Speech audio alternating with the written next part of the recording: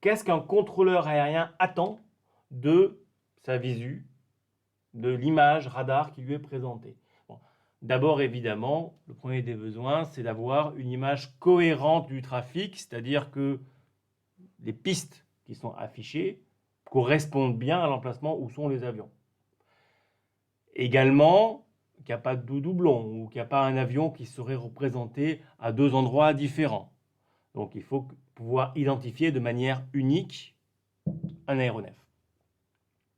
Également, eh bien, le contrôleur aérien attend une aide pour aider à détecter un conflit. Ça veut dire que le système, derrière, il va calculer non seulement les pistes, mais il va essayer de détecter des conflits qui pourraient advenir et qui auraient échappé à l'œil du contrôleur aérien.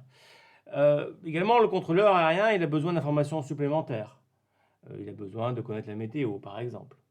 Il a besoin de personnaliser l'IHM. Il a besoin de pouvoir, vous voyez, sélectionner là différentes sources d'informations, par exemple. Également, de pouvoir dire, eh bien, je ne veux pas voir tous les avions, mais uniquement ceux qui sont dans telle couche d'espace, par exemple. Il a besoin aussi d'afficher des cartes.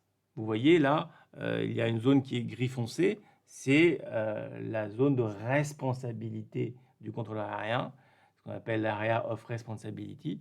Donc, il a besoin, le contrôleur aérien, d'afficher ses cartes, d'afficher également les airways.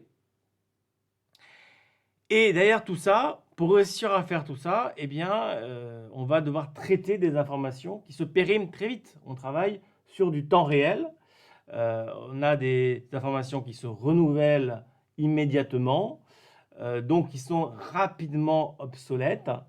Et c'est toute la difficulté de la surveillance finalement. La surveillance, c'est comment est-ce qu'un contrôleur aérien est capable d'avoir une image cohérente de son trafic. Eh bien, on va voir avec la chaîne de data processing de surveillance que pour réussir à faire ça, eh bien, il faut des systèmes qui sont capables de travailler en temps réel pour donner cette image au contrôleur aérien pour répondre à ce besoin. Donc, on résume, besoin d'avoir une image cohérente, besoin de pouvoir détecter des conflits, besoin de pouvoir afficher des informations supplémentaires, de pouvoir afficher des cartes, de personnaliser l'IHM, de visualiser par couche d'espace.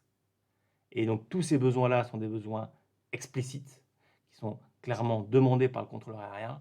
On pourrait rajouter qu'il existe un besoin implicite, peut-être le plus important de tous. Le premier besoin du contrôleur aérien, c'est d'avoir confiance dans son système.